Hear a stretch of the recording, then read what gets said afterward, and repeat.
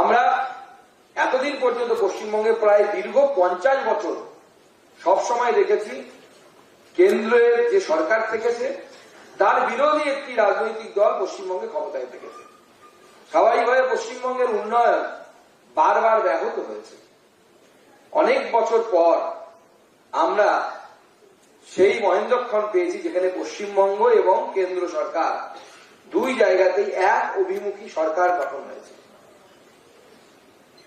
রাজনৈতিক দল ভারতবর্ষে বিভিন্ন আছে, থাকবে, থাকাটাই অত্যন্ত স্বাভাবিক গণতন্ত্রে, এবং তারা বিভিন্ন জায়গায় তাদের রাজনৈতিক লড়াই করবে, সরকার তৈরি হবে, এটা অত্যন্ত স্বাভাবিক।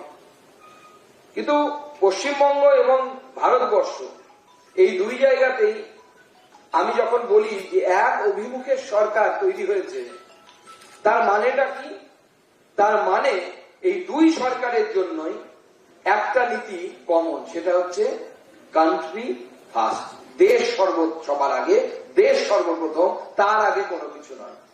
সেই জন্য আমাদের মুখ্যমন্ত্রী উত্তরবঙ্গে গিয়ে বিএসএফ এর ডিজির হাতে সঙ্গে সঙ্গে 27 কিলোমিটার লম্বা জমি উনি হস্তান্তর করেন, কারণ আমাদের মাননীয় মুখ্যমন্ত্রী তিনি জানেন যে কাঁটাতারের বেড়াটা সীমান্তে দেওয়াটা কতটা জরুরি, এবং সেটা কোনো রাজনৈতিক কারণে নয়, এই দেশকে বাঁচানোর জন্য, এই পশ্চিমবঙ্গকে বাঁচানোর জন্য কতটা জরুরি। সেজন্য কান্ট্রি ফার্স্টের নীতি নিয়ে এই দুই সরকার আগামী দিনে আমাদের চলবে। এতদিন তো কেন্দ্র সরকার চলছিল, রাজ্য সরকার সেই দিকে যাচ্ছে।